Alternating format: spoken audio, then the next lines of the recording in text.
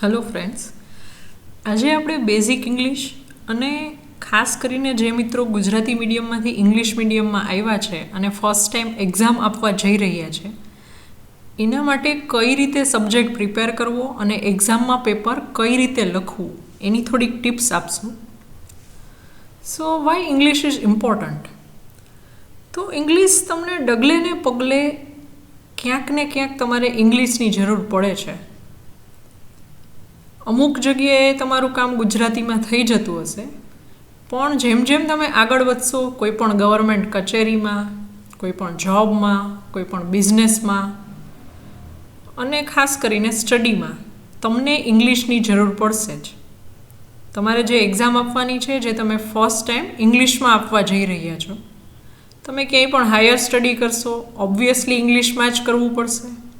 તમે વિદેશ જવાનું વિચારતા હશો તો પણ તમારે IELTS, TOEFL જેવી પ્રોફિશિયન્સી એક્ઝામ આપવી જ પડશે. સો ઇંગ્લિશ બધી રીતે ઇમ્પોર્ટન્ટ છે. અને તમે જો કે જોબ માટે જશો તો ઓબ્વિયસલી તમારે ઇન્ટરવ્યૂમાં ઇંગ્લિશની જરૂર પડશે. બહુ હાઈફાઈ ઇંગ્લિશની જરૂર નથી, પણ બેઝિક પ્રોફિશિયન્સી જરૂરી છે. અને હું તમને કહી દઉં કે સાયન્ટિફિક ઇંગ્લિશ છે ને એ ઇઝી છે. તમે અત્યાર સુધી કદાચ સ્પોકન ઇંગ્લિશનું થોડું ઘણું જાણકારી મેળવવાની ટ્રાય કરી હોય, પણ સાયન્ટિફિક ઇંગ્લિશ છે એ કમ્યુનિકેટિવ ઇંગ્લિશ કરતાં ઘણું ઇઝી છે. એટલે ગુજરાતી મીડિયમવાળા સ્ટુડન્ટે ડરવાની જરૂર નથી. સો તમારી સામે અમુક ટિપ્સ છે કે કઈ રીતે તમારે કોઈ સબ્જેક્ટને ઇંગ્લિશમાં પહેલાં તો તૈયાર કરવો, વાંચવો અને ઇંગ્લિશમાં પેપર કેવી રીતે લખવું. તો સૌથી પહેલાં તમારે પાઠ્યપુસ્તક ટેક્સ્ટબુક કે રેફરન્સ બુકમાંથી કોઈ એક ટૉપિક અથવા ક્વેશ્ચન તૈયાર કરવાનો છે. એના માટે તમે પહેલાં એ ટૉપિક અથવા ક્વેશ્ચન ખોલશો. હવે જો તમે પરિચિત નહીં હોય આ ટૉપિકથી તો તમને એના ઘણા ઇંગ્લિશ વર્ડ્સ છે એ નવા લાગશે. તો હવે આ નવા ઇંગ્લિશ વર્ડ છે એ બે રીતે જાણી શકાય. જો સબ્જેક્ટના વર્ડ્સ હશે તો અમુક તમને લેક્ચરમાંથી ખ્યાલ હશે. હવે બાકીના અમુક જે નવા વર્ડ્સ હશે એના માટે તમે ગૂગલ ટ્રાન્સલેટનો યુઝ કરી શકો છો, translate.google.com. અને બીજું પણ મેં તમને કીધેલું છે એક app, English Gujarati translator app. બાકી ગૂગલ ટ્રાન્સલેટ તમને ઘણા બધા ટેકનિકલ વર્ડ્સના પણ મિનિંગ આપી દેશે. નહીંતર એવું કહી શકીએ કે ટેકનિકલ અમુક વર્ડ્સને બાદ કરતાં 60-70% વર્ડ્સના મિનિંગ તમને ગૂગલ ટ્રાન્સલેટમાંથી મળી જશે. Okay, translate.google.com. એક વખત તમને વર્ડ્સના મિનિંગ ખબર પડશે એટલે તમે એ સેન્ટેન્સ સમજવાનું શરૂ કરશો. બાકી તો તમે બુક ખોલશો એટલે તમને એમ જ થશે કે ઓહો, બધું ટોટલ 100% ઇંગ્લિશ કેવી રીતે થશે. પણ તમે word by word, sentence by sentence એને પહેલાં સમજો, બધા વર્ડના મિનિંગ યાદ રાખો. તમે વર્ડ્સ યાદ નહીં રાખો ને તો તમે એક્ઝામમાં પણ લખી નહીં શકો. એટલે સૌથી પહેલાં તમે વર્ડ્સથી શરૂઆત કરો, પછી સેન્ટેન્સનો મિનિંગ જાણો, એનો અર્થ જાણો. હવે જ્યારે તમે વાંચવાની શરૂઆત કરી છે, ચલો તમને ટૉપિક સમજાઈ ગયો, તમને વર્ડ્સ ખબર પડી ગઈ, તો સૌથી પહેલાં લોંગ ક્વેશ્ચન્સ માટે 5 લાઈન અથવા તો 5 પોઈન્ટ્સ વાંચો. કોઈ ટૉપિક હશે તો ઓબ્વિયસલી એમાં પોઈન્ટ્સ હશે, બરાબર? તો 5 લાઈન એટલીસ્ટ પહેલાં વાંચી લો. હવે તમારે બુકમાં જોયા વગર એને લખવાની પ્રેક્ટિસ કરવાની છે. હવે તમે જ્યારે લખશો ને એટલે એટ અ ટાઈમ તમને પ્રેક્ટિસ નથી, બરાબર? આપણે પ્રેક્ટિસ કરવાની છે. એટલે તમને ત્યારે લખવા બેસશો તો એક્ઝેક્ટ ત્યારે અમુક શબ્દો પણ યાદ નહીં રાખે, બરાબર? યાદ નહીં આવે તો શું કરશું? તો ફરીથી ધારો કે તમે કંઈક ભૂલી ગયા હોય તો એકવાર બુકમાં જોઈ લ્યો અને ફરીથી લખવાની ટ્રાય કરો. મેં તમને કીધું કે સાયન્ટિફિક ઇંગ્લિશ ઇઝી છે, તો એનું કારણ છે કે તમે 90% વસ્તુ છે એ સિમ્પલ પ્રેઝન્ટ ટેન્સમાં લખી શકશો, સાદા વર્તમાન કાળમાં લખી શકશો. પણ તમારે આ પ્રેક્ટિસ કરતી રહેવી પડશે. 5 લાઈન વાંચો, એ 5 લાઈન યાદ રહી જાય એટલે બીજી 5 લાઈન વાંચો, પછી બીજા 5 પોઈન્ટ વાંચો. મને નથી લાગતું કે કોઈ પણ લોંગ ક્વેશ્ચન છે એમાં 15થી વધારે પોઈન્ટ્સ હોય, એનાથી વધારે ડિસ્ક્રિપ્શન નહીં જ હોય. પણ પ્રેક્ટિસ ઇમ્પોર્ટન્ટ છે. સૌથી પહેલાં તો બુક ખોલીને ડરી નથી જવાનો કે ઓહો ટોટલ 100% ઇંગ્લિશ, બરાબર. તમે મિનિંગ જાણી લેશો અને પછી સિમ્પલ પ્રેઝન્ટ ટેન્સમાં લખવાની ટ્રાય કરો. અને તમે 4-5 વખત બુકમાંથી વાંચશો એટલે 50% તો તમને એમનેમ યાદ રહી જશે. પછી લખવાની ટ્રાય કરો, કેમ કે એક્ઝામમાં તમે લખવા બેસશો ત્યારે ઘણા બધા ટોપિક, ઘણા બધા ચેપ્ટર એકસાથે તમારે યાદ રાખવા પડશે. તો ત્યારે એક્ઝામમાં તમને ઇન્સ્ટન્ટ યાદ નહીં આવે, એટલે પ્રેક્ટિસ કરવી જરૂરી છે, બરાબર. તો આપણે શું કરવાનું છે એકવાર સમરાઇઝ કરી દઉં, પછી આપણે સિમ્પલ પ્રેઝન્ટ ટેન્સ કેવી રીતે એક્ઝામમાં વાક્ય બનાવવું એના માટે પણ થોડુંક ટિપ્સ આપીશ. પહેલાં તો તમે ટેક્સ્ટ બુક ખોલીને ટોપિક પસંદ કરો, એને સમજો, એના માટે તમારે શબ્દોનું ટ્રાન્સલેશન કરવું પડશે. પછી 5-5 પોઈન્ટ વાંચતા જાઓ અને લખતા જાઓ. જો તમે ખાલી વાંચશો તો એટલી ઇઝીલી તમને ઇંગ્લિશ યાદ નહીં રહે, સિવાય કે તમારી મેમરી બહુ સારી હોય, બરાબર. તો તમારે લખીને પ્રેક્ટિસ કરીને આ વસ્તુ તૈયાર કરવાની છે, તો તમે એક્ઝામમાં સારી રીતે લખી શકશો. હવે જોઈએ કે સિમ્પલ પ્રેઝન્ટ ટેન્સમાં કેવી રીતે વાક્ય તૈયાર કરી શકીએ. તો સૌથી પહેલાં તો આપણે એ વસ્તુ યાદ રાખવાની છે કે ગુજરાતી અને ઇંગ્લિશમાં જે શબ્દોનો ક્રમ હોય છે, okay, order of words in a sentence, એ અલગ અલગ હોય છે. ગુજરાતીમાં હંમેશા જ્યારે પણ કોઈ પણ વાક્ય બને તો એનો ક્રમ શું હશે? કર્તા વત્તા કર્મ વત્તા ક્રિયાપદ. પણ ઇંગ્લિશમાં એવું નહીં થાય. ઇંગ્લિશમાં કર્તા પછી ડાયરેક્ટ જ ક્રિયાપદ આવી જાય અને પછી કર્મ આવશે. થોડુંક જોઈએ. જુઓ, આ એક સાદું ગુજરાતી વાક્ય છે, હું મારા ઘરે છું. આમાં બીજી કોઈ ક્રિયા નથી, ઓકે. ઇંગ્લિશમાં આને સ્ટેટિક વર્બ કહેવાય, સ્ટેટિક ક્રિયા કહેવાય, સ્ટેટિક વર્બ છે. બીજું સેન્ટેન્સ છે હું મારા મિત્રના ઘરે છું. આમાં પણ કોઈ ક્રિયા નથી. અને ત્રીજું સેન્ટેન્સ છે જેમાં મિત્રના ઘરે વાંચવાની ક્રિયા થાય છે. તો ધારો કે આનું ઇંગ્લિશ લખવું છે તો આ બધા જ સાદા વર્તમાનકાળના વાક્યો છે, સિમ્પલ પ્રેઝન્ટ ટેન્સના વાક્યો છે. તો જુઓ, વાક્યનો ક્રમ ઇંગ્લિશમાં શું આવશે? ગુજરાતીમાં કર્તા, કર્મ અને ક્રિયાપદ. હું એટલે કર્તા, મારા ઘરે એટલે કર્મ અને ક્રિયાપદ. ઇંગ્લિશમાં શું થશે? કર્તા વત્તા ક્રિયાપદ વત્તા કર્મ. તો હું માટે શું આવશે? કર્તા, આઈ. ક્રિયાપદ આની અંદર શું છે? સ્ટેટિક વર્બ છે, આઈ એમ. મારા ઘરે એટલે માય હોમ. પણ તમારે ક્યારેય પણ કોઈ પ્લેસ દેખાડવું હોય, કોઈ સ્થળ દેખાડવું હોય કે કોઈ ટાઈમ દેખાડવો હોય તો તમે આગળ એટ લગાડશો. So I am at my home, આવું વાક્ય થશે, બરાબર. I am at my home. આ જ વાક્ય બીજું જે વાક્ય છે એના માટે આ જ અપ્લાય કરીએ તો આઈ am at my friends home, બરાબર. અને ત્રીજા વાક્ય માટે આ જ વસ્તુ અપ્લાય કરીએ તો એની અંદર એક ક્રિયા થઈ રહી છે. તો સૌથી પહેલાં તો એમાં કર્તા વિચારો.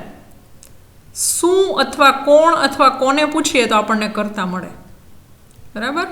આ વાક્ય તમને ખ્યાલ છે. હવે ત્રીજા વાક્ય તરફ આગળ વધીએ. તો કોણ? તો કે હું એટલે આઈ. ક્રિયાપદ, ઓકે, ઇંગ્લિશમાં શું આવશે? કર્તા પછી ક્રિયાપદ, બરાબર. તો ક્રિયાપદ આમાં શું છે? કઈ ક્રિયા થઈ રહી છે? વાંચું છું. હવે સાદા વર્તમાન કાળમાં તમારે સીધે સીધું જ ક્રિયાપદ કર્તા પછી મૂકી દેવાનું હોય, બરાબર. જ્યારે તમે આઈ, વી, યુ એનો યુઝ કરતા હોય ત્યારે સીધું ક્રિયાપદ છે એ કર્તા પછી મૂકી દેવાનું. કર્તા વત્તા ક્રિયાપદ. હવે શું આવશે? કર્મ. કર્મ એટલે જે બાકીનો ભાગ છે, બરાબર. તો મારા મિત્રના ઘરે, so I read at my friends home. અને હંમેશા યાદ રાખજો, કોઈ પણ ટાઈમ અથવા સમય દર્શક શબ્દ હોય ને છેલ્લે આવે, તો રોજ એટલે ડેઈલી અથવા everyday. So I read at my friends home daily. Okay, રોજિંદી ક્રિયા છે એટલે આપણે સિમ્પલ પ્રેઝન્ટ ટેન્સમાં દેખાડી. At my friends home daily અથવા એવરીડે.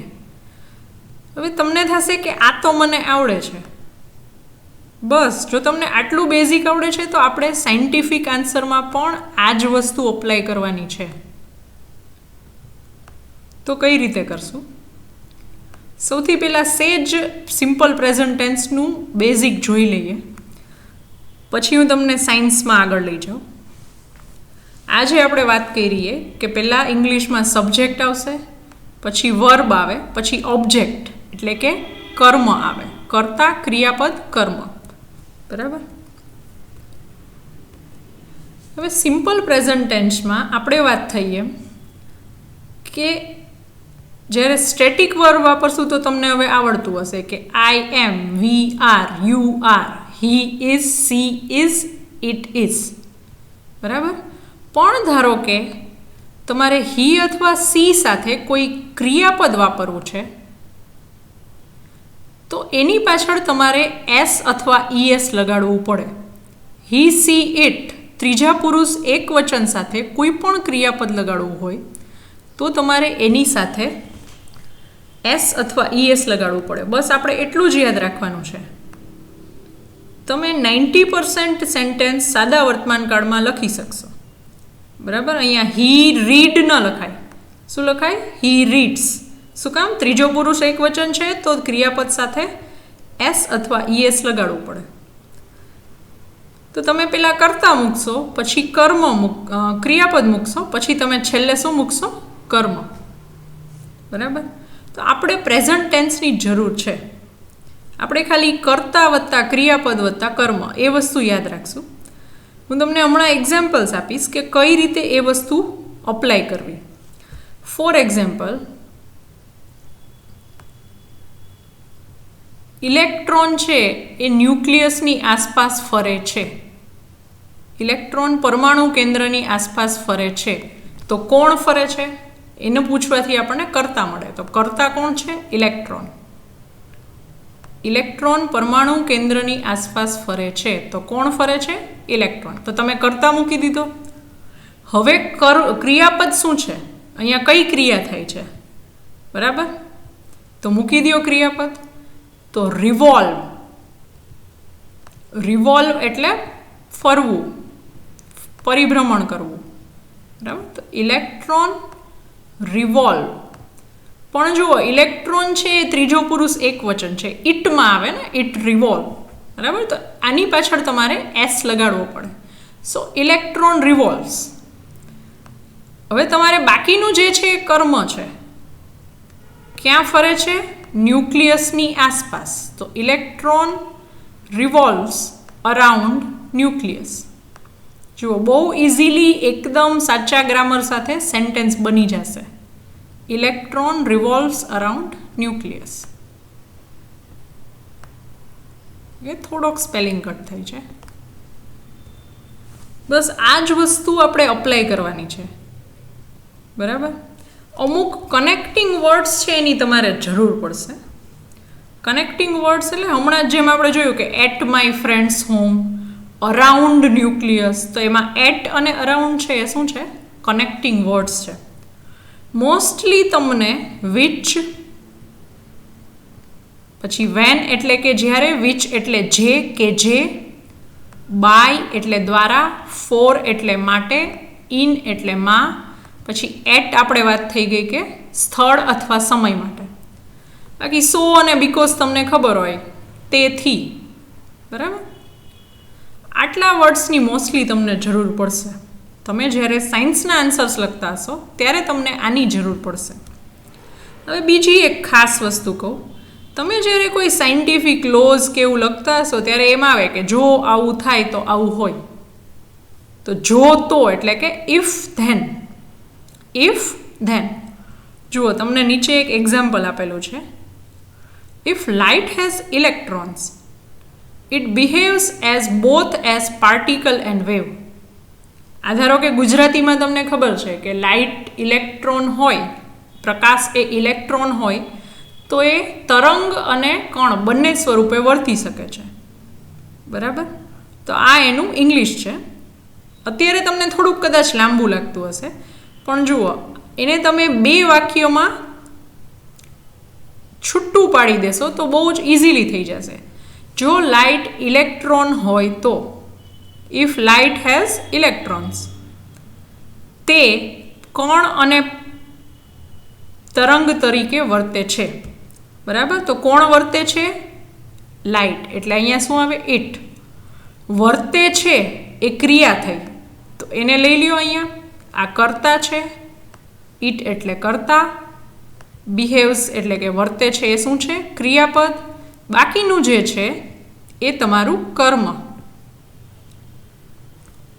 બરાબર? આવી રીતે તમે ઇઝીલી સેન્ટેન્સ બનાવી શકશો. 2 જ વસ્તુ યાદ રાખજો. સિમ્પલ પ્રેઝન્ટ ટેન્સમાં કર્તા પછી ક્રિયાપદ આવે, અને સાચું ઇંગ્લિશ લખવું હોય તો એની પાછળ અમુક વખતે SES લગાડવું પડશે. તો હવે આ જ વસ્તુને તમારે સાયન્સમાં સબ્જેક્ટમાં પેપર લખવા માટે અપ્લાય કરવાની છે. પણ જુઓ, ખાસ સાંભળી લ્યો કે તમે પેપરમાં ગુજરાતીમાંથી ઇંગ્લિશમાં ટ્રાન્સલેશન કરવા જશો તો 2.5 કલાકમાં પેપર પૂરું નહીં થાય. પણ આપણે આને કેવી રીતે અપ્લાય કરવાનું છે? તમે વાંચશો, પછી તમે એને બુકમાં મોઢે લખશો. આવી રીતે તમે પ્રેક્ટિસ કરશો ને, એ મોઢે લખતી વખતે તમને આ ટ્રીક યુઝમાં આવશે. જે મેં તમને કીધું કે સાદા વર્તમાનકાળમાં સેન્ટેન્સ બનાવીએ, એ ટ્રીક તમને એક્ઝામ પેપરમાં કામ નહીં લાગે. તમારે આ વસ્તુ બુકમાં લખવામાં પ્રેક્ટિસમાં યુઝ કરવાની છે. જેમ જેમ તમને પ્રેક્ટિસ થશે એમ એક્ઝામ સુધીમાં રિવિઝન થઈ જશે, અને એક્ઝામમાં આપોઆપ તમારું 60-70% સેન્ટેન્સ એમને એમ ગોઠવાઈ જશે. બાકી એક્ઝામમાં તમે ગુજરાતીમાંથી ઇંગ્લિશમાં ટ્રાન્સલેટ કરીને લખવા જાઓ તો પેપર લખવું શું, પાસ થવું પણ પોસિબલ નહીં થાય. એટલે આજે જે એક્ઝામ્પલ્સ આપણે જોઈએ છે એ તમારે બુકમાં લખવામાં પ્રેક્ટિસ કરવામાં યુઝ કરવાના. એટલે એક્ઝામ વખતે આપોઆપ તમારા માઇન્ડને એની પ્રેક્ટિસ હશે અને તમે લખી શકશો. અમુક એક્ઝામ્પલ્સ લઈએ. સૌથી પહેલો છે પાઉલીઝ એક્સક્લુઝન પ્રિન્સિપલ. તમે જે પાઉલીનો સિદ્ધાંત ભણો છો કેમિસ્ટ્રીમાં એ. હવે એમાં તમને ખબર છે કે એ એવું કહે છે કે એક ઓર્બિટલમાં, એક કક્ષકમાં મહત્તમ 2 ઇલેક્ટ્રોન રહી શકે જેની સ્પિન વિરુદ્ધ હોય. ફરીથી સાંભળજો, એક કક્ષકમાં મહત્તમ 2 ઇલેક્ટ્રોન રહી શકે જેની સ્પિન વિરુદ્ધ હોય. તો હવે 2 સેન્ટેન્સ છે તમારી પાસે કે એક કક્ષકમાં 2 ઇલેક્ટ્રોન રહી શકે. પહેલું સેન્ટેન્સ આ. તો એક કક્ષકમાં 2 ઇલેક્ટ્રોન રહી શકે. તો પૂછો સવાલ, પહેલાં તો કર્તા ગોતો. કોણ રહી શકે? ઇલેક્ટ્રોન. બરાબર? પણ કેટલા? મહત્તમ 2. તો આપણો કર્તા એવો થયો કે મહત્તમ 2 ઇલેક્ટ્રોન. સો મેક્સિમમ 2 ઇલેક્ટ્રોન્સ. ઓકે, આપણું સેન્ટેન્સ શું હતું? એક કક્ષકમાં મહત્તમ 2 ઇલેક્ટ્રોન રહી શકે. તો પહેલાં કર્તા શોધી લ્યો. કોણ રહી શકે? ઇલેક્ટ્રોન. સો મેક્સિમમ 2 ઇલેક્ટ્રોન્સ.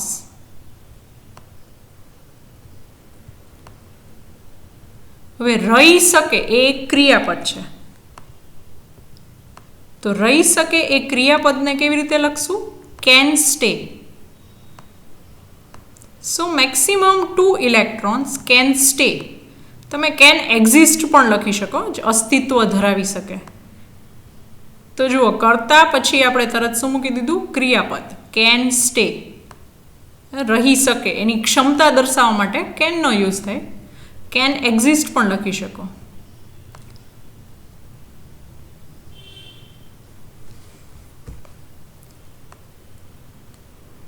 પણ બીજું સેન્ટેન્સ શું કહે છે?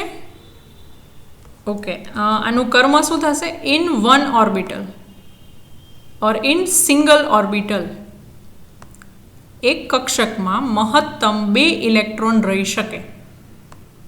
Maximum 2 electrons can stay in one orbital.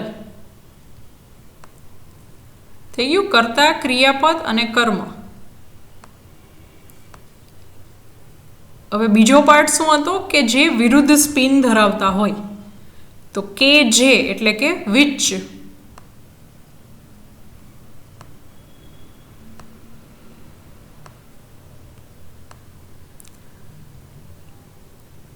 વિરુદ્ધ સ્પિન ધરાવતા હોય which has opposite spin, which have 2 electron માટે opposite spins. તમે આ રીતે પ્રેક્ટિસ કરશો ને તો ધીમે ધીમે તમને સેન્ટેન્સ લખતા ફાવી જશે અને એક્ઝામમાં તો જ તમે લખી શકશો.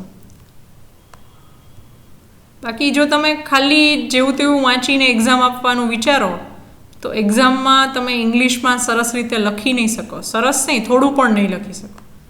તમારા મગજમાં વર્ડ્સ પણ નહીં આવે. એટલે 5 લાઈન વાંચો, એને આવી રીતે બુકમાં લખો, ભલે ત્યારે થોડુંક તમારે ટ્રાન્સલેશન કરવું પડે, અને વારંવાર રિવિઝન કરશો તો જ તમે એક્ઝામમાં સારું લખી શકશો. બીજા એક્ઝામ્પલ્સ માટે તમે પાર્ટ 2